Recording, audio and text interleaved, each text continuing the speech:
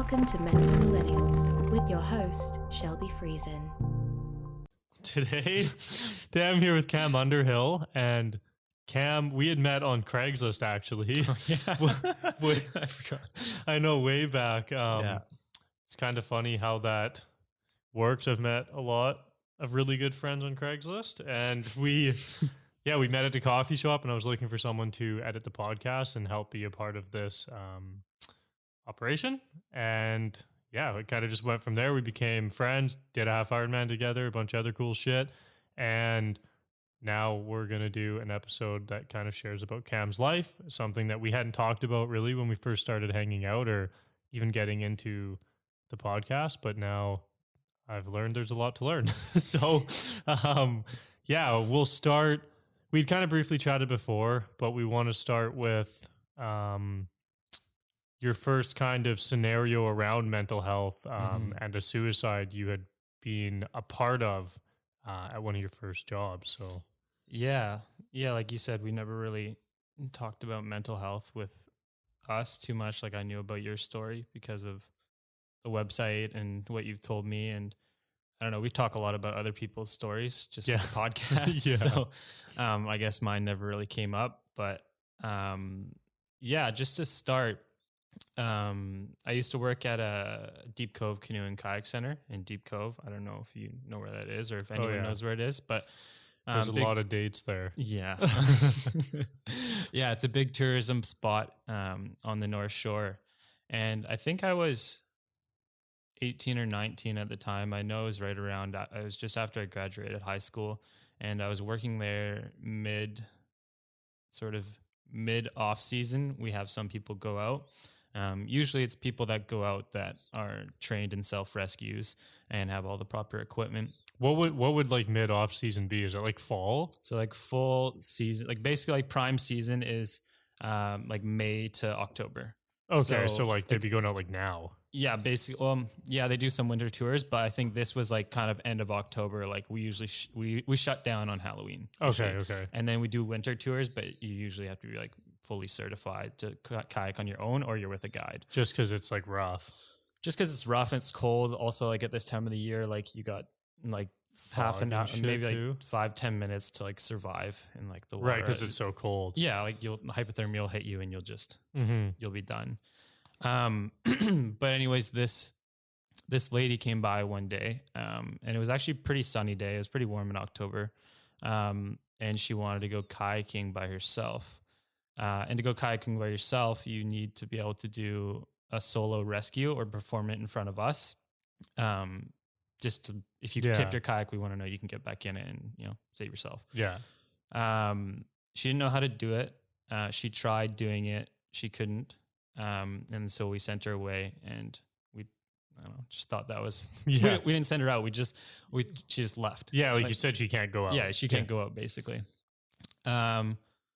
She came back the next day, and I guess she like went on YouTube and learned how to do it herself. Cause it's honestly pretty easy. Like, it's not that bad. No, if you YouTubed it, like you just have this little paddle float, you shove it on your paddle, we supply it, and like literally just back of the kayak, and it just acts as like a kind of outrigger to keep you balanced. So she did it. She was fine. Like put the wetsuit on and demonstrated it for us, and we're like, okay, I guess you can go kayaking. Like you've done it. And so it was me and my manager at the time, Bram, were the only two working at the shop. And so I was the beach crew. So I was like giving her the safety talk, getting her set up with her equipment. She was super nice, super happy. I really didn't expect anything at that time. And we sent her out she had like a day rate. So she could go for anywhere between she'd go for 1 hour, she'd go for 4. She has the boat for 4 hours, basically. Oh, okay. So yeah. So she was back. I don't know, it was like 20 minutes after her rental. And usually at that point, we don't start worrying, but like we can usually see someone coming in from the cove. Like, I don't know if you've been to the cove. Like after 20 minutes, you can see them coming back. Well, usually if someone's late, usually most of the time they're back early, But if they're back late, you can kind of like look through the binoculars and like see like, okay, I see that boat. So it had coming been in. 4 hours already. It'd been 4 hours. Oh, okay. Yeah. I thought you meant like 20 minutes in. No. Okay, yeah. No, I'm like, what? She'd been paddling for 4 hours, and it was like 20 minutes after her rental. Okay, right. Expired. And we didn't see her coming in at all. So we wait another like 10 minutes, and then I go out in the safety boat. This is like a little motorized boat that we have, and we just go and pick people up if they're stranded or something. Like, I don't know. It wasn't a very windy day. Maybe we just thought some people get lost out there. Mm-hmm. I don't know. And so I was on the boat. I was going out there. It was like any other rescue I've done, checking all the usual spots. Like she told us where she was going. It was a place called Bedwell Bay. So basically it's right out from across the cove. There's like a little island called Jug Island, and then it's around the corner. I was rounding that corner and I could see the boat on the beach, and I got a call from Bram, and he was telling me to come back, and he sounded kind of like, I don't know, worried and rushed and like, just like not right. And I was super confused. Like, I don't know. I thought my phone was cutting out because it's like kind of windy out there and like you're on the ocean. So, I didn't really think anything of it. So I saw the boat anyways. So I went and continued to go to the boat. Parked the boat, like ran it up on the beach, walked over to the boat, saw that there was a note on the boat. And I only read it very briefly. And like, honestly, I can't even really remember. I don't know if I'm just like suppressing it or not, but like, can't remember what was on it, but it was clear that it was, at the time, it wasn't clear that it was a suicide note. And I was still confused. I didn't really know what was going on. But at that moment, I saw the Harbor Patrol and Coast Guard driving over towards me. And so I got on my boat.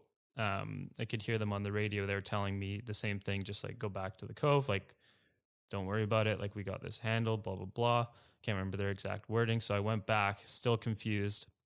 And Bram was waiting for me at the beach when I got back. And he was telling me that he thinks that this woman might have committed suicide.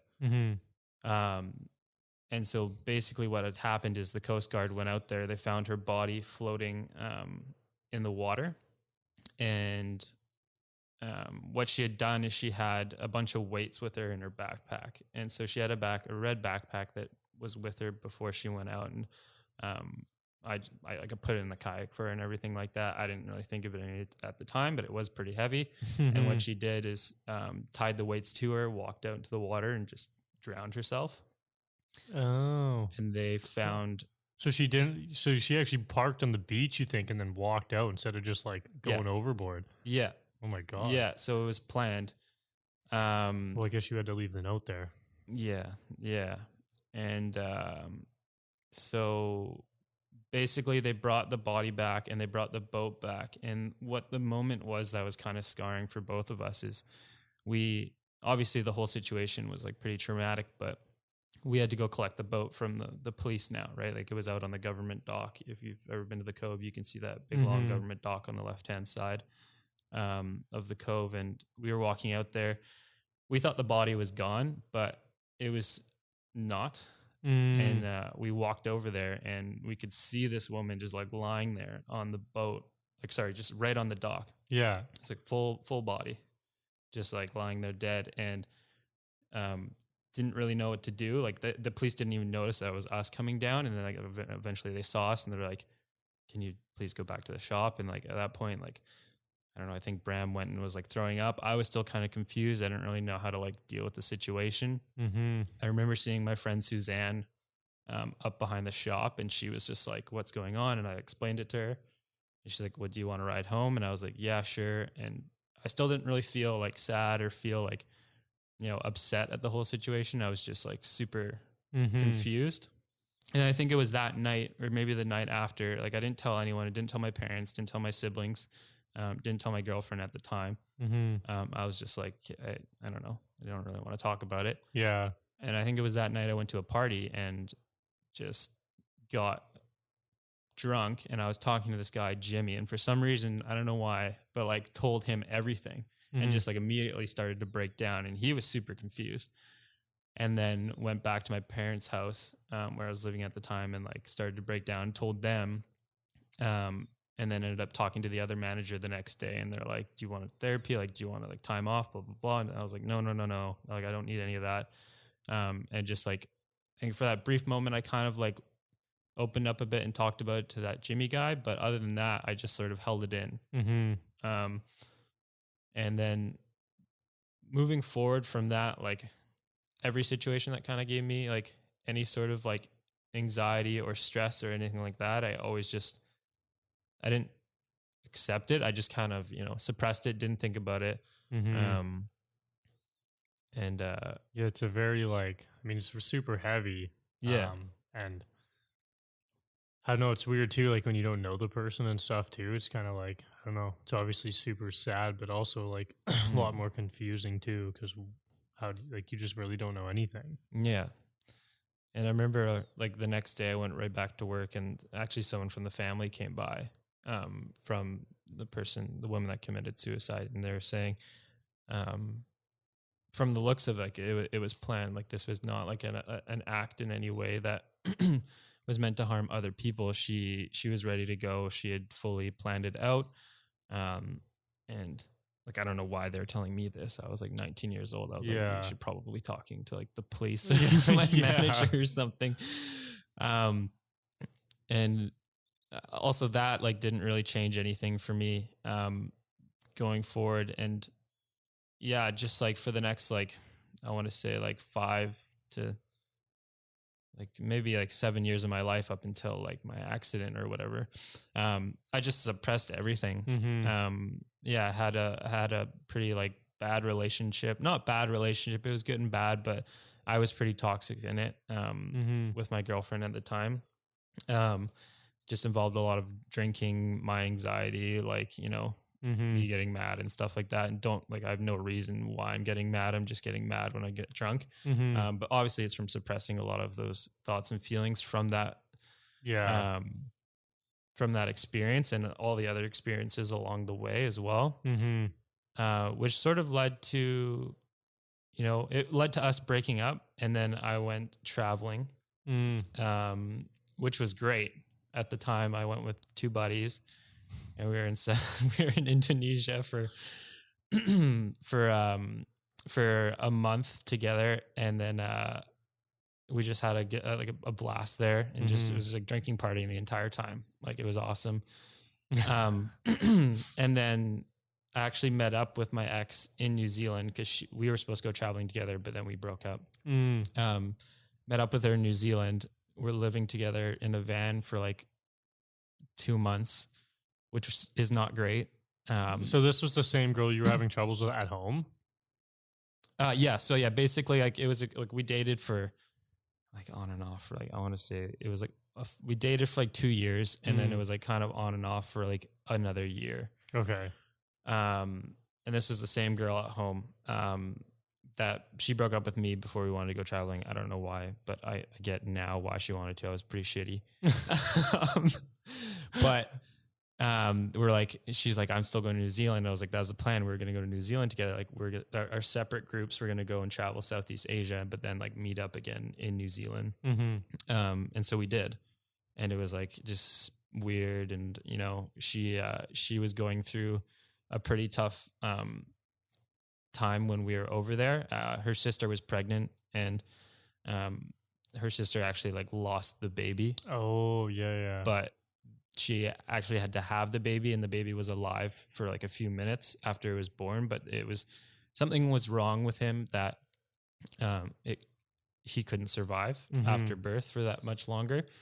And while she was over there, like she basically, her sister knew like with 2 months left in the pregnancy that this was going to happen. So she was living knowing that her sister's baby was going to die. And I was just over there in New Zealand, just like not caring for her, not being supportive, just like still kind of messed up in my own mind from just years of just suppressing like my feelings and thoughts and everything like that. So eventually she left, and I was going to come home too, but I just decided to stay for like another 7 months and just make it a full year. Oh, that's a long just gonna stay for another, like, what, 7 days?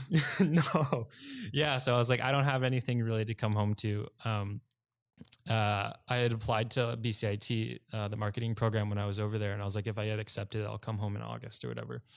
And so when I was in New Zealand, I worked there for about 6 months, and I was like, just worked in a kiwi fruit pack house, just stacking boxes of kiwi fruit. And that was honestly one of the best times of my life, because like I had forgotten all about my shit that I had at home, and I didn't have to deal with it because nobody knew me, nobody knew my problems. I didn't have any problems in New Zealand. Like, it was a pretty stress-free environment. Like, I just stacked kiwi boxes, got paid, and went surfing. Yeah, it sounds not bad. Yeah. And so, but then I did get accepted to this program, came back, and right away there was like, my problems were still there right away. Like, it was kind of on and off with this girl.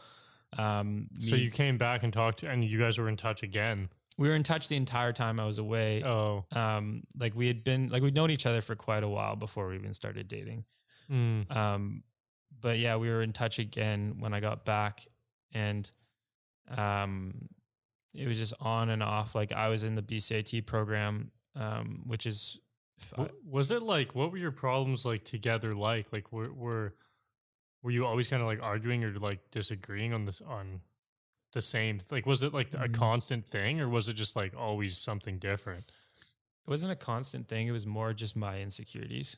Okay. I think we weren't really arguing about stupid shit. Like, we were honestly pretty relaxed and chill. It was mostly just like, I would get stressed about something. Yeah. And then I would make it a really, really big issue. Right. To the point where like, I'm not sleeping or whatever. Like, and like, I'm up all night just like thinking about this like one stupid little thing that happens throughout the day, and then I'm blaming her for it, even though it's like 100% me. Yeah. Okay. So yeah, no, but it wasn't like just bickering or anything like that.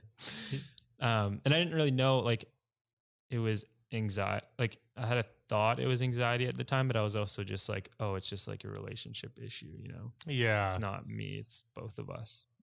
But yeah, it's so hard to tell in those situations.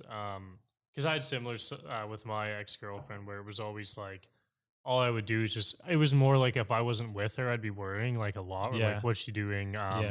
She didn't reply. She's probably with 3 fucking dudes right now naked. I'm like, fuck, right? And it's just like, in reality, she's probably just at home fucking having dinner with her parents, but like, just stupid shit where like, you know, I'd be sitting there all night, couldn't sleep because I'm looking at my phone. I'm like, she's cheating on me. Like, I'm freaking out. But like, man, then in the morning, she's like, oh yeah, just like whatever, night was good. And I'm like, watched a movie, went to sleep early. Like, yeah, I'm like, Jesus. So it's crazy the shit that your mind can come up with in those situations. Yeah, but it was basically stuff like that. Okay, yeah. Yeah. But like, moving forward, like, I went to school I went to school a bunch of times, but we won't really talk about that because it was shitty. But then I did find a program that I liked at BCIT. And was it marketing? No. It was the marketing communications program at BCIT. Super high intensive. You do like 8 courses a semester. There's like 3 semesters in the year. And it's just like, basically they're just teaching like time management. Like, you do learn marketing, and it's really useful. And like, all the teachers are, they're not teachers. They're people within the industry that are teaching you. So they're currently working. They're not just reading from a textbook. Okay. Which is really helpful and really nice. And it was like probably one of the greatest experiences of my entire life, which I never thought I'd have at school. But yeah. And so that program was super intensive, and basically you get thrown in these cohorts. So for the first year, you're with the exact same people for every class. So you have like sets of 25 people or whatever, and you go to your labs with your set, and then you have your lectures with, you maybe in your lecture you'll have like 6 other sets or whatever, but you always go to the same courses with everyone. So you get into this, like, you make really good friendships out of it. But basically, like, in my set, we would just drink like every weekend. Like, oh, so you guys like hung out quite a bit outside of school? Yeah, man. Like, how long was the course? So it was like a full year you were with them? 2 years. Oh shit, yeah, that's a while. Yeah, 2 years is the course. And yeah, you're with them like every day. Like, I just kind of like, when you go to those programs, like you it's like a full-time job, and then some. Like, you do it on the weekends as well. Like, we were meeting up, doing homework, doing our assignments, doing like a lot of presentations and stuff like that, working with real businesses, like working on different marketing proposals and stuff, which is really cool. But yeah, like my set was just like we got really close really fast, and there's a lot of good people in it, and we just drank every weekend, just had fun. And it was right at the end of my first year of BCIT, and you go through like a week of exams. You have 7 exams in like 1 week.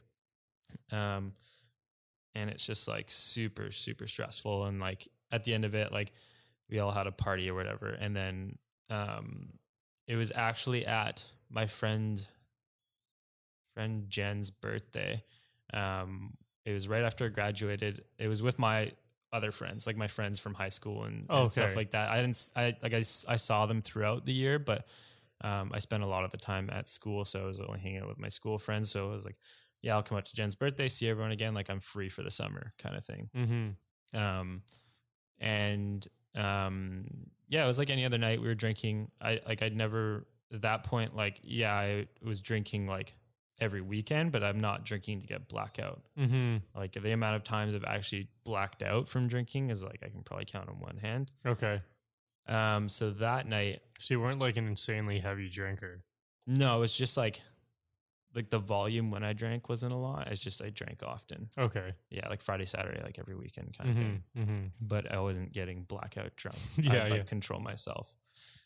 So that weekend, we were going to Jen's birthday, and we all got this like limo downtown or whatever.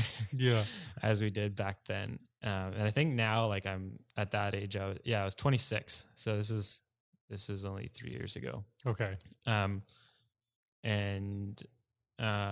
Everyone was having fun. Like I was super stoked that I was like made it through my first year of BCIT. I was never really good at school. But I did really well my first year, and wanted to celebrate, and didn't drink anything out of the ordinary that night. But basically I got down to this bar called the Yale. Oh yeah. It's country, right? Yeah, it's a country bar. Hell yeah. I think it's got a bowl. Yeah, it does. Or like pretty sure. If it doesn't anymore, like I don't know. I haven't been there since that night, but and it was just like any other night. Like we were just drinking, dancing with friends and stuff like that. And the last thing I remember from that night is like walking into the place, and my next memory is like just walking into the Yale. Yeah. And my next memory is waking up on a stretcher in a neck brace with like blood all over my hands for some reason. And just to like rewind a little bit, just to like connect. I was like, I've connected that story now. I know what happens in that time. Basically what had happened is I got in there. I was drinking. Obviously I was already drunk. And I don't know if it was the amount that I was drinking or if something was given to me. But I had proceeded to black out. And I left with a few friends, a friend Emily, Jordan, and Malia and her boyfriend. And we went to go get pizza up the road or something like that. I don't know. There's some stupid pizza place on Granville Strip. One of the late night places. Yeah. And we were all getting pizza there. They're saying like, I wasn't slurring my words. Like, yeah, I was drunk, no drunker than the rest of the people. But I wanted to go home really badly. And so Jordan, Malia, and Malia's boyfriend went back, and then Emily cabbed me home to my house. And I was living with my parents at the time, and cabbed me home. And she remembers, or she told me, I texted her the next day after this. I was like, she's like, yeah, like you're fine in the cab. Like you got out. I saw you walk into the gate. There's this big fence around my parents' house. Okay. And then that was it. So she didn't see me go inside or not. But what I had done, I guess, and I don't have any memory of this, is whenever I go out, I leave my keys in the basement, which is where I was sleeping at the time. I don't have any need to bring them. And it's always just something like my dad has told me, just like leave your keys at home if you're drinking. Like, not that I had the urge to go drink and drive or anything like that, but it's just something he taught me at a young age. And so I did. But I must have gone downstairs into my room, got my keys, came back outside, and I guess I had passed out in the driver's seat of my car, and two guys woke me up. So this is the details that I didn't tell you. Beautiful, but two guys were knocking on my door. This is all from the police report, so I don't know what's going on at this point. I don't have any memory of it, but they're knocking on my door, and apparently they're like trying to wake me up. They saw me passed out. My lights were on in the car. And apparently I tried to get out of the car. Obviously I was super intoxicated, was saying a bunch of stupid shit. Like, apparently I wanted to try and fight one of them. So they got in the car and like ran away. And I was like, what the fuck? I've never fought anyone in my life. Okay. Oh my God. And so what I proceeded to do is follow them down the street in the car, and they could see from their witness statements, they said they could see my headlights in their rearview mirror or whatever. And while I was driving down my street, it's a pretty, it's a smaller street in North Van. Yeah, it's a super residential, like basically like a forest. I hit the back of a van head on. I don't know if I was wearing a seatbelt at the time. I have no idea. But there was a person sleeping inside that van, a woman. And was it parked? Yeah, it was parked outside of a house. Like on the road? On the road, yeah. Oh. This was like 3 a.m. or something like that. And she was sleeping in the van. I don't know why she was there. She was visiting family, sleeping in the van or something. And I'd hit this person in a van. And back to when I woke up, I have a few memories when I woke up on that stretcher. There was somebody in the ambulance talking to me and saying I was in an accident. And at that point, I just thought this is a dream or something like that, and I'm going to wake up soon. And then I blacked out again. And then I woke up and I was in the hospital, and I could see a cop standing over me, and there was like a doctor or something in the room, and someone else, I don't really know who. But still, I was lying on a stretcher. I had my head in a neck brace, blood all over my hands. Like my head was like throbbing. And the cop told me, he's like, "You've been in an accident." And I was like, no, I haven't. And I was like, I was just like out with my friends. He's like, "No, you've been in an accident, and someone else is involved." And I was like, okay. And I was like, are they okay? And he's like, "Someone else is involved. That's all I can tell you. I need to ask you some questions." And so immediately, I thought I'd killed someone. Yeah. Like been driving down the road and hit someone like head on or something like that. So I started freaking out, and I was like, no, I want to talk to my dad. I want to talk to my dad. Like, I don't want to talk to anyone else. Like, he's like, "No, you need to answer these questions." And then I just remember blacking out again. And I remember doing like a CT scan there. And then I remember them doing some other tests. And I just remember keep blacking in and out. And I guess I must have hit my head, because when I finally saw myself in a mirror, I had this huge gash on my forehead there. And there was just blood coming out of it. But basically, after my tests were done, they walked me, Lionsgate Hospital in the North Shore? Yeah. I don't know. It's on Lonsdale, but there's a jail right beside it. So they walked me across the street in handcuffs. And this is where I start remembering things pretty clearly. They walked me across the street in handcuffs to the jail, where I found out a little more about what happened. There's 3 cops down there, and they're like, "You've been in an accident. Someone else was involved. We can't tell you what happened to them, but we need you to take this breathalyzer test." And I just sat there for 6 hours and didn't say a word.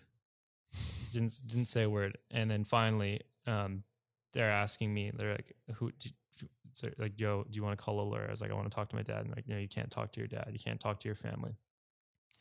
And eventually there's a call, like maybe an hour later, a call down. And I guess my dad had called and gave me a number to a lawyer to call. And so I called the lawyer and talked to her for a bit on the phone. And she was telling me just what to do. She's just like, "Yeah, take the breathalyzer test and like, you'll get out of there." And so I took it, got out of there, my parents picked me up, which was the worst fucking feeling in my life. Like, Yeah, I bet. they were both crying, picking me up from this police station in North Van. Like, Yeah. and I was still pretty unclear of what had happened. And just got home, and I just like laid in my bed for like 2 days straight, and, like, didn't move, because I thought I had killed someone. Yeah, you still don't have any like answers at all. No, I didn't get any answers for about 5 days. And like during those 5 days, like a lot of shit happened. Like, you know, all of my friends are texting me, they're like, "Where'd you go that night? Like, what happened?" Like the very next day, like it was my like best friend Cam, you know, my roommate's birthday. Oh, really? And I didn't show up, and he's like, "What the fuck, dude? Where are you?" And I just like didn't reply. And I didn't tell anyone. And I was like kind of thinking, I was like, well, fuck, if I really did kill someone, like I can't go to jail. Like I won't be able to survive that. Like I need to, you know, get out of here or something. Like, yeah, like leave or something. It's like I can't flee the country. And so like I had a lot of bad thoughts, a lot of dark thoughts, and like I never like mentioned this to my parents or anything like that. And taking my life was one of them. Like I didn't want to, like, but I knew I couldn't like fully, you know, like last that long in a prison. And so it was like 5 days later, and like I finally was able to leave my room or whatever. And I was gonna go for a walk around the block with my dad, and I just remember he was out front in the yard, like getting our dog leashed up and everything like that. And he was like, "Just wait inside," and like pushed me back inside. And there's this lady walking up the street in a neck brace, and he was telling me that. He was like, "That's the lady." Like, I was like, "Okay." And I was like, "She's fine then. Like, she's not dead." And he's like, "No." And she's walking up the street, and I was just like so relieved. Obviously, you know, relieved that I hadn't killed someone, but still like kind of fucked up that all this had happened. And so from there, I remember the next day, the cop who was dealing with me that night, he was in the hospital and at the jail and everything like that. I can't remember his name. Super nice dude, actually. I remember I talked to him for a little bit after the fact, like a year later or whatever. He had my phone and some other stuff, and he was dropping it off, and he also had a list of charges or something like that. And he was talking to my dad, and my dad didn't let me answer the door. He's like, "Just wait around the corner." So I was waiting around the corner listening to him. He's like, "Yeah," he's like, "We're charging your son with, you know, dangerous driving with intent to cause bodily harm." It's like, it's a jailable offense. Blah, blah, blah. Like, here's the date for the sentencing hearing. And I was like, fuck. Like, and I was like, what the fuck is a sentencing hearing? And my dad's like, basically they just like pick how long they're going to throw you in jail for. You're like, sick. And so at this point, so that same lawyer I called that night, we called her, went to go talk to her, and she basically ran me through every scenario or whatever. She's like, this is like what have happened to other people. This is, you know, and they all end in jail sentences. Some of them are split between, you know, house arrest and jail. Some of them are reduced to 1 month in jail. Some are 6 months in jail. Like for me though, any time in jail would have just fucking ruined me. Like, fucking look at me, I'm skinny. Like I'm gonna die in there. Oh man. And so I thought like the sentencing hearing was basically supposed to be 6 months from my crash, which happened on June 10th, 2017. And it got pushed a full year. So an extra 6 months or an extra year? So from the date, it got pushed another 6 months. So a year from the crash. Yeah. So it was like the following June, got pushed again. All the way to, and I got getting pushed a couple more times to 2018. I had it December 18th, 2018. Oh, it's almost a year and a half. Yeah, a year and a half. And like during that time, I was collecting character references. I was, you know, doing a bunch of community service, trying to do everything I can to show this judge that whoever I was going to get, that it was a one-time mistake. I've never done anything like that in my life. And basically I was just like mentally preparing myself to go to jail. Because even my lawyer was being realistic with me at the time. She was just saying like, you know, like there's only so much I can do. But like for the most part, people in your situation, like even if they don't have any priors, even if they're like, you know, led a decent life and stuff like that, they generally, this is a jailable offense. And so during that time, like I remember like this is when I kind of started actually dealing with some issues in my life. Like I was going to therapy like almost like every week. And talking to my therapist about it, talking to like my friends and family about it. And I was very open about the whole thing. I remember the next day, actually after the crash, or no, 5 days after the crash, like I had to tell my boss or whatever. Like immediately I talked to him, he picked me up and we chatted, and he's like, there's a few things you can do. You can let this, you know, rule your life and, you know, let it affect you and, you know, let it control you basically. He's like, you can try and find the gift in the situation. And he was told me a story about how one of his cousins died from an overdose, and they were doing the same thing. They were trying to like, where's the gift here? And he was saying like, the gift is, he's like, now he has the power to like, you know, step into anyone's life and just say like, you know, don't do this, like, you know, stop, like try and help them. And so for me, I kind of found two. For one, it was the same thing. Like if my friends are planning on, not that anyone plans to drink and drive, but I've been pretty active about it. I was volunteering with it's called the Odd Squad. It's for like youth that are at risk of drugs and alcohol addiction. Okay. Run by the Vancouver Police Department. So I was volunteering with them for quite a while and did some stuff. And then also just within my friends, it was just like, I told them the whole story, and like, hopefully it just scares the shit out of them that they don't want to ever do that stuff. Yeah. You know, like I'm fucking prime example, like poster boy for that stuff. And anyways, the second one was just like, I don't know, my relationship with my dad during that entire time was pretty shit. Like, I don't think I told him I loved him up until after the crash. I remember like saying it when I was super young, but there was probably a good 10 years of my life where I never hugged or told my dad that I loved him.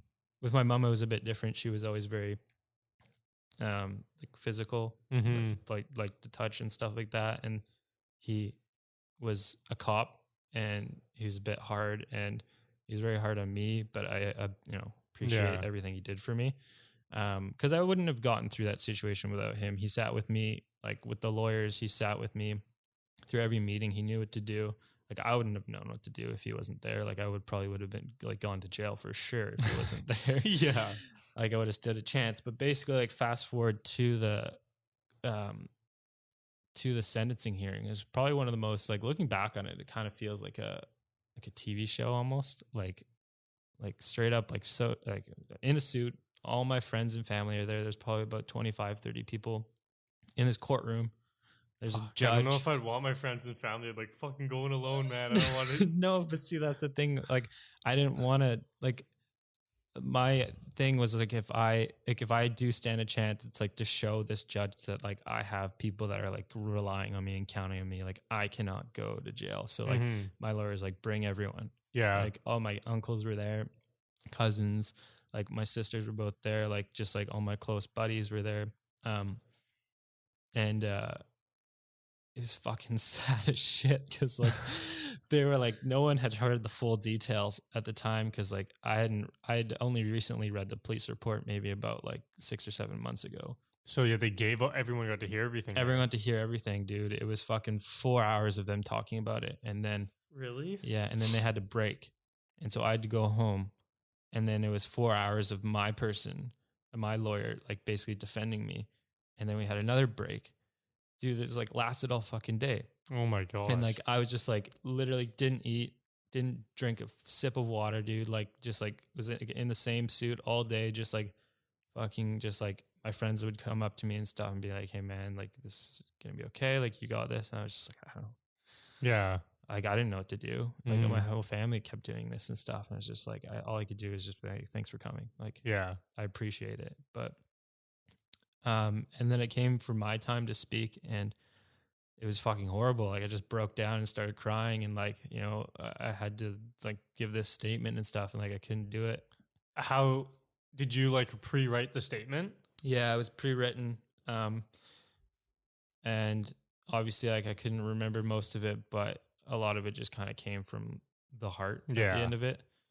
And they, after that, took another fucking break, made the decision, and like, fuck, dude, that is like that whole lead up for that year and a half coming down to like one fucking moment. And like, it was just like the most like anxious, like literally just like trapped to my chair, like couldn't move, couldn't think, like literally like pins and needles throughout like my brain. Like, I was just so embarrassed to look behind me, like all my friends and family there. I was like, fuck, like, this is it. And like, just like such like a big moment, but like in the worst possible fucking way. Yeah, yeah. Like, I can imagine that kind of pressure if someone was like, I don't know, playing for some massive trophy or something, like about to win this big race or something, but it's the complete opposite. It's like that feeling. And they weren't sending me to jail. Clearly I'm here. And I just had a 3-year probation, which involved a lot of community service, some restrictions from drinking for a while, and obviously restrictions from driving. And so it was like a big relief. And obviously, like, I have a lot of PTSD like today from that. I remember you and I were talking about your emails about the sober November that you're doing. One of them kind of triggered me, and I actually thought about it, and it was just like your relationship with alcohol. And like, just now I'm just kind of like, you know, thinking about that and how my relationship actually is with alcohol and like what it means to me. And like, it's only done me bad. Like, as like you said, like to you as well, like that's the same thing. Like, your relationship with it is pretty negative. Yeah, I mean, I don't know, when I think about it in the grand scheme for anybody, you know, even if you have fun with it, that still doesn't really mean it's a positive thing in your life. I just really don't know anybody that it benefits, you know, when you think about it in the long term, or the way it affects your body and the way you think. Like, I think every single person would benefit without the use of it. And that's what I truly believe, but it's I don't know, it's hard to see that when it's become so normal. I think, yeah, it just depends on the person. Obviously it's not like consuming my life to the point that I'm an alcoholic. Yeah. But it did lead me to do some pretty dumb things, some pretty stupid things, and risk the life of myself and another. And I don't know. It's just, I'm a little bit curious about, like, did she have to speak there too? no. So what happened with the woman, and I'm not going to say her name just cause, but she was actually probably the best person to be in this situation ever. Obviously I'd injured her and I'd affected her life for the rest of her entire life. Like, she was an older woman, very active. And I think she's fully recovered now, but for quite a while she was not okay. And she actually wrote a letter that we read in my lawyer read in court. And it was just to say, I hope Cameron's okay. Like, I hope, you know, you guys can like forgive him, because I forgive him. And that was the first time I heard that letter, and I was like, holy shit, like, this person is a fucking angel. And so like, I've actually, I reached out to her and I talked to her a while. I don't know. This was like after this was after the thing. Yeah. I got her information through my parole officer, which I have, which is kind of funny. And a lot of people, you know, if any of my friends end up listening to this or watching this, they're hearing this for the first time. Because a lot of people, I told people if they found out, and I told people if I felt I had to tell people, but I've never, like, you know, made it public. Well, I feel like it's just also such a long story. Like, even when you told it to me, you're like, okay, well, like, it's just a lot. And I mean, I felt the same way a lot of times when I share my stuff. I'd be like, oh man, like, well, like, what's going on with you? You know, if they'd ask about my anxiety, I'm like, man, fuck, I don't know, like, you want me to retell my entire life right now? Like, it just becomes a lot. So I It's like, feel where do you like, start? yeah, exactly. And I feel like it's just a weird thing. And I feel like every time I tell it, someone gets a different story. It's like Mm-hmm. depending how I'm feeling that day and how much time I have with them and Mm-hmm. what seems important at that point for me. Because sometimes different aspects of my journey stick out at different times in my life. So, kind of everyone I've ever talked about, it gets like a different version of my story. So sometimes it's, Mm-hmm. it's hard and Yeah. it's like, it's also draining for you. It's like, fuck you. Is Yeah. that what you want to talk about every time you go out and like Yeah. have to explain this whole fucking story? Like, probably Yeah. not. No. So yeah, it tends to kind of stick on the back. Mm-hmm. Yeah. Um, and with it all like now, because this is still pretty recent. So Mm-hmm. when did you like when were you cleared from the whole jail thing? When was this? Like a year or two ago? Yeah. Or was that day? December 18th, 2018. So it's been 2 years. So it's been 2 years. Almost. Yeah, almost. Yeah. Yeah. A couple. Yeah, like less than a month. Yeah, less than a month. Yeah, less than a month. Since the actual court date. And yeah, like I'll be able to drive then, which will be pretty nice. It was 'cause a 2 year It was a thing. 2 year ban from that. But yeah, within those 2 years, like I still had to, like, it was really stressful at the time because like during that all, like I completed my second year at BCIT, Oh, right. having to deal with like lawyers, having to deal with, you know, There's a lot of all this uncertainty. uncertainty and bullshit. And my parents at the time were like, they're like, you can drop out and we won't, you know, blame you for it. Like, this is very stressful. School is very stressful. Like, how are you going to handle all of this? And the way I handled it was not great, is I just dove into school and distracted myself with it. But I caught myself doing that halfway through. And then that's when I started going to therapy. I told some friends at school, a girl named Steph and a girl named Shelby, who are two of my closest friends at school. And they were really key and just like, you know, so like I was like, I need somebody to fucking know this at school, because like I'm going mental. Yeah. Like the only one. Like I have my family who knows, and like I have them. I have some close friends from my circle, but like I come to school and it's just like, it's like a separate life. And it's like I can either use this as like, kind of like when I was traveling, like leave all my problems behind. Like at school, I'm just normal and I don't have to think about anything.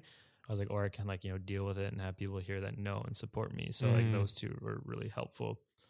And then fast forward, after I graduated, I got like my first internship, and that turned into a job at this event company called Brand Live Group. And I was working there during the court date. And so I had to approach I had to approach my boss and be like, this is like a month out. I was like, hey, like after this date, like I might not be able to work anymore. And they're like, why? And so I had to tell them the whole story, because like it was after work, and like we spent like 2 hours talking about it. And she was like, yes, of course. Like I'll write you a letter. Like, I'll, and then like she was my direct boss, but I had to talk to like the HR and like the owners of the company, this husband and wife, who are super sweet people, by the way, and helped me quite a bit during this. They all wrote letters for me, and I just let them know. I was like, yeah, after December 18th, like, you know, I don't know what's going to happen. And we had a major event happening, Family Day in February. Right. So we were like in the heat of planning it. It was a big event for Van City, the bank. And luckily, you know, got to keep my job. Like they could have right there just been like, oh, fuck you. Like you're fired. Like, yeah, I just feel like, you know, we need to find someone else because we can't, yeah, you know, they can't maybe deal with that too. But no, they stuck with me, and they stuck with me as long as they could, right up until COVID. But yeah, that's another thing. Yeah. So yeah, that whole time after leading up until now, I haven't been to therapy that often recently, but I've been in a pretty decent state. And like, I don't know, I think it was, when did we meet? Like last year in was it December last year. or January? I don't know, actually. I feel like I looked back and we did that run in February, that first one. Yeah, we probably met a little bit before that then, because it definitely January. took a while before we actually started doing activities together. Because we used to just meet at like coffee shops every week or two, and then yeah. So As soon as it got warm, we started biking. mm-hmm. Yeah. But yeah, during that time was when I was, I wasn't,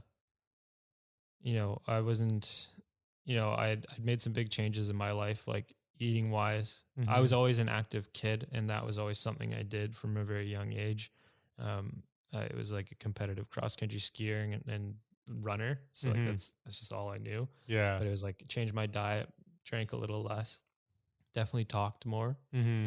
to people Yeah. about my feelings and stuff like that. Even my family too. Like we have a better relationship between all of us now, and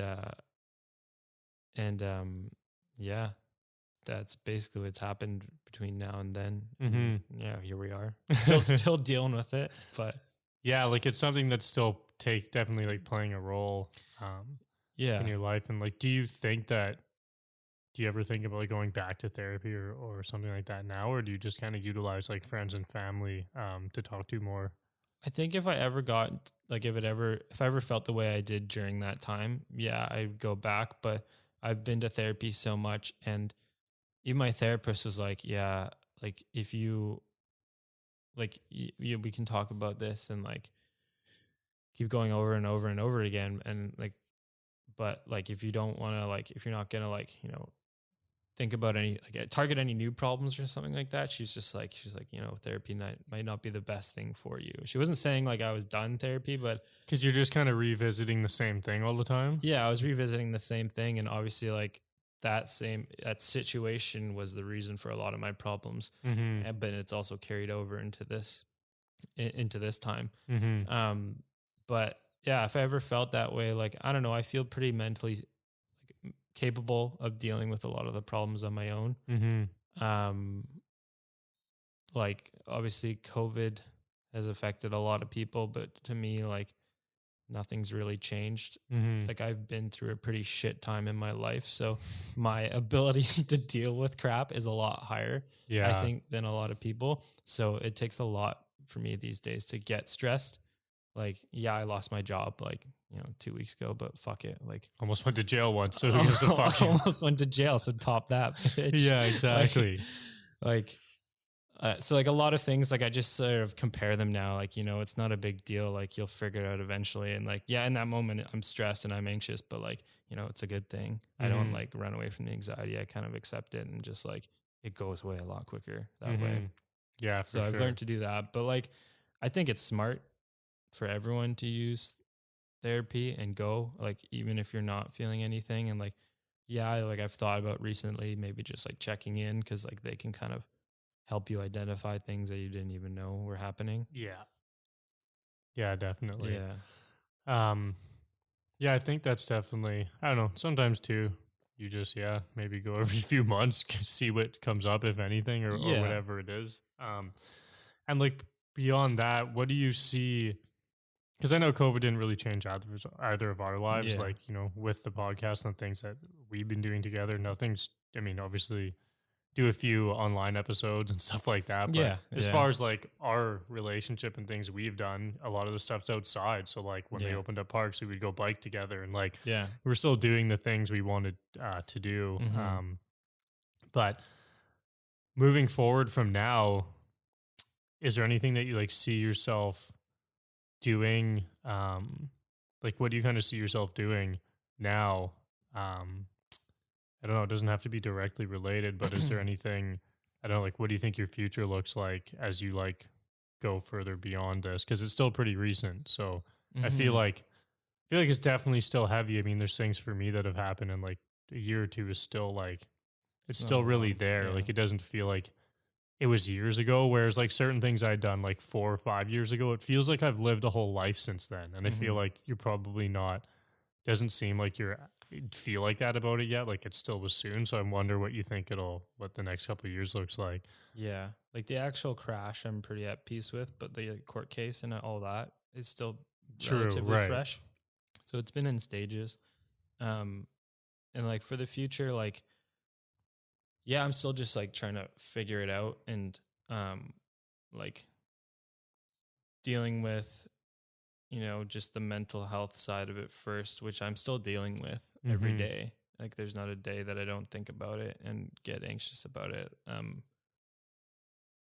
But like that was the first step. Second step is like, I don't know, like I've thought like I want to get involved somehow talking to like kids about it, just younger people that I can be an example to, just because like I got pretty fucking lucky.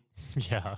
And I, you can only get lucky so many times. And if you don't keep, if I don't do anything about it, I feel like something bad is going to happen, like if you just keep repeating the same like habits and habits and habits, like what happened, like for me when I was younger, it was like the same habits over and again. Like I was just drank, like not deal with my shit, like all the time, like doing the same shit all the time. And like, something bad happened. Yeah. Like I was involved in, like not directly involved in a suicide, but it's not like that was a bad thing to me, but it was pretty scarring.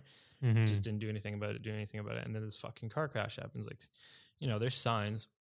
So like, I want to be able to do something to, educate younger people or just anyone too, and just be a bit of an example. I don't know what it is yet.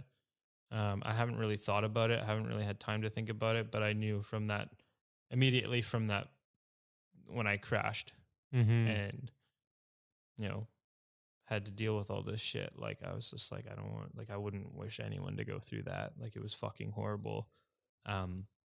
So yeah, something in that line, but that's still, I have no idea what it is. So yeah. It remains to be seen. Yeah. Yeah. Just try some things and see what comes up, and yeah, watch for the signs. Yeah, exactly. And so like, the first thing I think, like, that's why, like when you reached out to, or I reached out to you on Craigslist, I think it was initially for like social media for like Ride or something.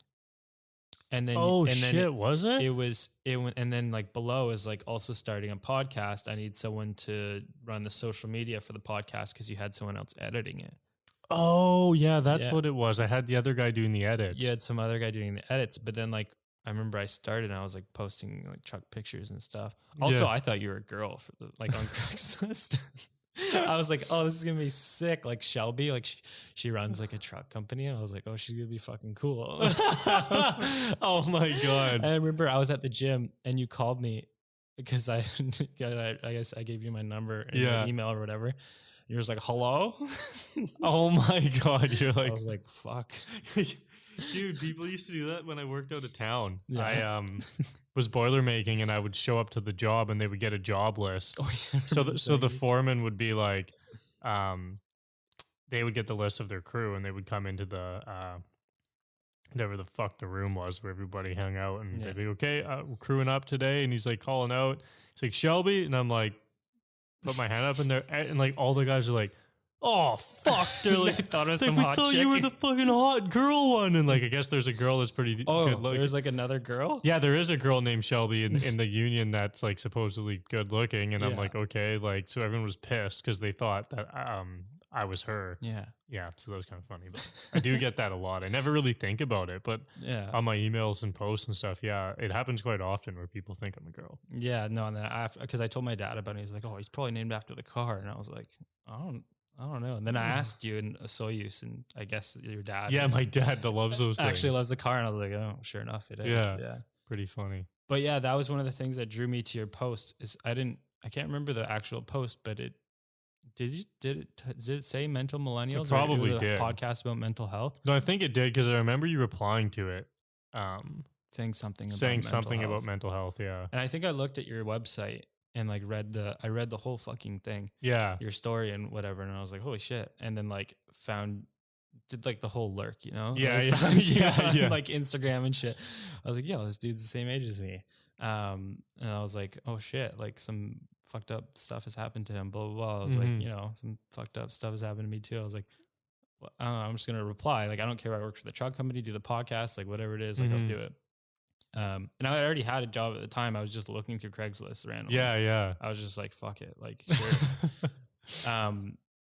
And that was one of the things I was like, yeah, like I want to be involved in mental health. I want to be doing something that's making a difference. And like, we haven't made anything from this podcast, like money wise, but like, I think the impact hasn't been as big as we've wanted it to be, but No. we've made sacrificial decisions that we understand Yeah. for hopefully bigger impact come the next month or so. Yeah. But I think like just in that small community or whatever of like the people that, you know, we've brought on Mm-hmm. and that we've known, and like it's like starting the conversation Yeah. with people. And I never thought I would come on here. I was super nervous today to even like talk about my story because like I don't know what's like how people are going to react to it. Like if my friends do see this, because like I'm gonna share it obviously on Yeah. my story and stuff like that, and like a lot of people are gonna be hearing it for the first time. So I assume people on this side of the table, like when they're sharing their story, and like I'm the one posting it, like I'm like Yeah. fuck, like I'm just clicking post, like Yeah, fuck, yeah. and they're probably like oh shit, like I was being pretty vulnerable in front of the camera. So it's just Mm-hmm. I don't know. I like the platform and I like the small little community that we're building, and I do think down the road it can be something pretty special. Mm-hmm. So that was kind of one of the things that I didn't know I wanted to do, but I just Yeah. at that time I was like, I want to, do Just was mental like, health things. yeah. I was like thinking about starting like a men's group or something, or just even just like talking to my friends. Like we go out like once a week, get coffee, and just like sit and chat about like, or like shit that's going on in our lives just within my friends group. But then I saw your post and I was like, hey, this is even better. Let's just do that.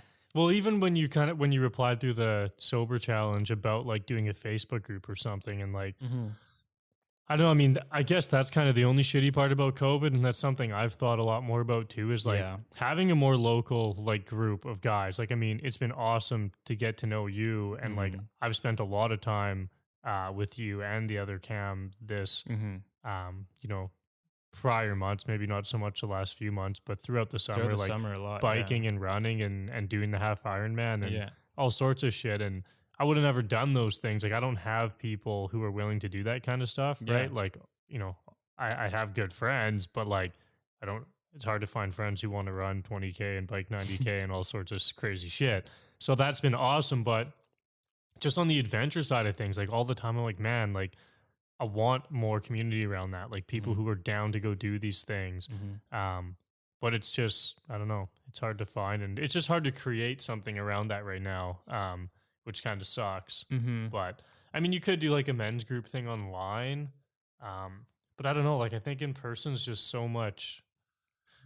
I don't know, but it's something that I think about often too. I just wonder. But I also like what you're saying too about the local community that this is creating, because even though we're not on the big platforms right now and we know that, it is still creating a lot of shit. Like even that email or that message I got from Buddy about his friend who shared it with her brother, who was like who was just having a really tough time and basically said that it saved his life. It's just this. It's not. It seems simple, but again, for a lot of people, it's not. Like for us to be able to share this stuff and have people listen to it can be a huge impact, and it already is. It's just, I don't know. Yeah. And that's the thing. Yeah. It's like who knew that someone's little brother would, react to it this way and it'd be that positive. And like, that's the change, hopefully, that we're looking to make in other people. And it's just the issue is just getting it to them and getting it in front of them. Or just getting that person on too. Yeah. Like we've had some pretty cool guests, I think. Like, yeah, lately it's been like, I mean, well, every guest has been cool. I don't want to say that any aren't, but no, but it's just different now. It's becoming a lot easier. Yeah, and like people are just reaching out and they're more interested to come on. I don't feel like we're ever fighting to get guests on. It's like, and I kind of worried at the beginning for sure, like, are people going to want to talk about this shit? Yeah. What's it going to be like? How do I reach out? And like, then, if we ever like, hey, we need a guest, like, man, when we reach out, usually, I don't know, 75% of the couple people, like I'll just reach out to 3 people and almost all of them will reply. Yeah. So yeah, it's been awesome getting a lot of cool local people and even further away. So yeah, and I think once, like, I don't know when COVID's gonna end, like nobody does, but like you said, like, yeah, the in person is so much better. Like taking this podcast to the people, like, and like, someone random out there might.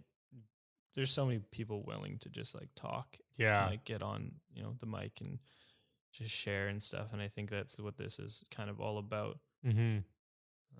Yeah, for sure. Yeah, man, it's been awesome, and I can't wait to see what happens with it come the new year and putting more sort of strategy behind it. And I don't know. I think I finally, for a long time, honestly, I just didn't know what I thought of this. I thought like this is just something I'm doing on the side. I didn't think it was something that could be big. You know, I more thought of it as like I need to do something else to kind of like fund this and to make this Work. yeah, to make this work and have it as a thing. Whereas now, just been doing more research and been having a lot of people reach out, even close friends, and people being like, "Man, like your podcasts are actually really good. Like the guests are awesome, the conversation's awesome." Yeah. And I don't really know what I was judging it on. I just assumed it was like, This is your own thoughts. yeah, I was just kind of like, man, like, how do you know if a podcast is good, right? I'm kind of like, I don't know if it's good. It's just fucking talking. So how do I know that?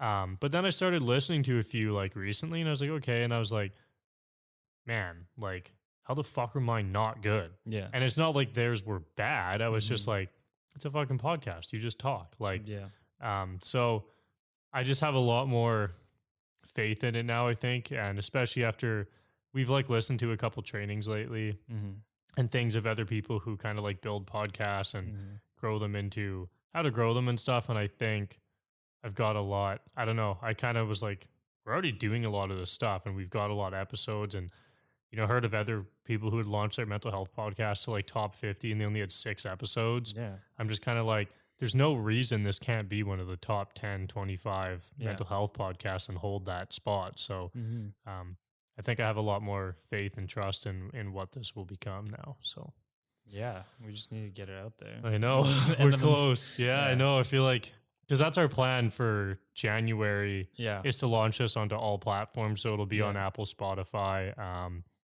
I don't know what else there really is. I think that's kind of it. I think just those two. Yeah. So I think, or is there one more? No, I think that's pretty much it.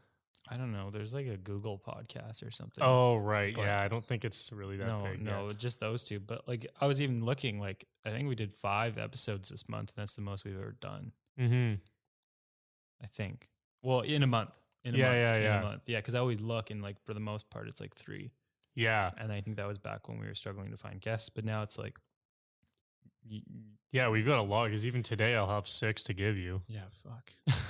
And I haven't done any more solo ones, which I plan to do today and tomorrow as well. So and then doing another bike one on Friday with Tyler. So oh yeah. I don't know, it's kind of nice now. Like, and at first too, like when I envisioned this podcast, I envisioned about talking a lot like on my own, just sharing like small things, because I like those. But I think that's like the hardest thing to do. I was so fucking scared, man. It is hard, where I'm like, shit, like I can see you like before, like obviously I cut out the before parts, but like you're just like sitting there. Okay. Yeah, dude. Because I never know how to start it, man. I'm like, all right, fuck, like you're looking at the camera, and for that one you like have to. Oh yeah, if you're just like, looking forward, like I had done a video. Dude, I'll never forget that you have to look at the camera from this one incident where my friend Connor, who owns 1P Creative, like a big video company, but this was back when he was like first getting into it, and I was nervous as shit in front of the camera. It was with my automotive company, and we wanted to do YouTube videos explaining each product and how to install them. So he's like, yeah, okay, well, like I'll just film, and I'm like, I got to look at the camera though, right? He's like, no. He's like, just look like past me, and I'm like, are you sure, man? And he's like, I'll stand over here. You just talk to me. So it would be like I'm talking to you when you're not there. So, but the camera's there still. Yeah, so I'm like, okay. I'm like, well, he knows. He's a videographer, whatever. So he films me. I do it. Takes 100 takes because I'm so fucking nervous to talk about this bent piece of metal. And I'm like, okay, so I do it. It's the only one we ever did. And we like put the video up on YouTube. It was about our coil bucket. So it like holds the coil spring for the conversion. And we get like 3 comments, and all they are is like, look at the fucking camera next time and shit. And they're just like beaking me for not looking at the camera. And like, it does look dumb. It looks like I'm just talking off into the distance. And I was like, still up there? Yeah, I think it's actually, I might have deleted it. I'll have to check. But, oh God, I was just like, fuck. So now like every time I'm like, no, I literally have to look at the camera. And yeah, it's definitely different, but I like it too, because every time it teaches me, like I just get more comfortable with it.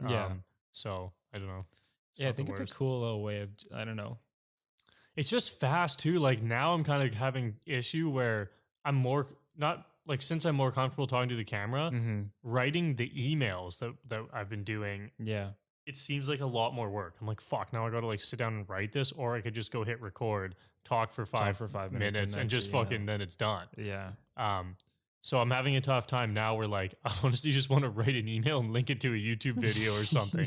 Where it's like, you hey, should do that. Talked about this today, boom. I'm just gonna do video versions now. Yeah. I don't know. Might be something to test. It'd be cool. Like, I don't know, like I know for a lot of people, like I read your emails, and obviously a lot of other people do, but like if I'm getting a random ass email from somebody, like, and it's all text, like unless it's for work, I'm like pretty discouraged. But it's just like checking in, blah, blah, blah. Like, you know, here's a link. It doesn't even have to be the video. It could just be like the audio recording. True. Yeah, it could just be linked. Yeah, I don't know. I've been kind of struggling with the concept for the email stuff too, because it's weird right now. Like people are opting in on the website for this, but then I'm kind of like talking about a lot of like personal stuff, which is fine. But I also want to incorporate the episodes. Like, let's talk more about the guests, and I should be sending an email every time a new episode comes out. Like, why not talk about that person and send it? So I want to like, I don't know, kind of build like a strategy that, I don't know, got a lot to work on for the new year, but I think, yeah, it'll be good. No, I think it'll be good too. Yeah, it's gonna be sweet. I'm excited to see how what it's like on Apple, because that's like our biggest complaint is people don't want to listen to especially just seeing random podcasts get like thousands and thousands of views like immediately. I know. Yeah, and they just give up because people are really just and that's the thing. Like you go in there and look, there's a lot of podcasts with like 10 to 20 episodes. I mean, what that guy said in one of the trainings was most people don't make it past 7. Yeah. And I was like, he's not wrong. And when I go on and look at a podcast, I'm like, fuck, they only have 7 episodes. I don't really listen because I feel like for some reason I just initially just give it no value. Especially if you see it, it's like 7 and it was like the last one they made was like last year ago. Yeah, I'm like, okay. There's no point. Yeah, whereas I feel like, I don't. And because a lot of people just search podcasts through those platforms. Like people don't really go on Google to search for podcasts. No. I don't think you literally go on Apple and search for something. That's what I do. Yeah. There's all the different topics on like Spotify and Apple, and you just pick I think whatever you're feeling that day. I think that's where people browse. So yeah, getting into those playing fields is going to be pretty sweet. Yeah, I think so. Yeah, it's going to be good. Yeah. Sweet. Well, I don't know. Is there anything else that you want to touch on? I know we kind of morphed from your story to the podcast, but oh, that's fine. Yeah, I didn't really have any expectations for this. Nothing that I can think of. Like that's pretty much it. Like that's the story. Like unless you have any other questions about it or anything. That's the thing is like I tell people, and they're always like, "Oh, do you have anything more?" No, I was like, "That's it. That's the fucking story. Like, what do you think and feel about it?" Yeah, that's because I used to get really nervous to tell people, and then I was like, kind of like ashamed. I was like, "Oh, how are they gonna, react?" And then after a while, I was like, "Well, fuck it. It's like it's a great way to figure out if I'm gonna like that person or not. I just tell them the story, and then if they reject them, like, hey, fuck you." So yeah, for sure. But yeah, nothing else. Sweet. Yeah. We're ready to rock then. Well, yeah, man, that was awesome. It was cool for me to get to hear it all and for us to kind of like connect about this stuff too. And it's kind of funny even for us how long it's been. Like almost a year. Yeah, before doing this, which is, I know we'd even kind of talked about it for a couple months now. It was like kind of up in the air, but no, it's awesome to do it and get this out there and keep working together. I'm excited for it. Yeah, man, me too. Sweet. Yeah. Well, be in touch. Fuck, I guess so. You have a choice. Yeah.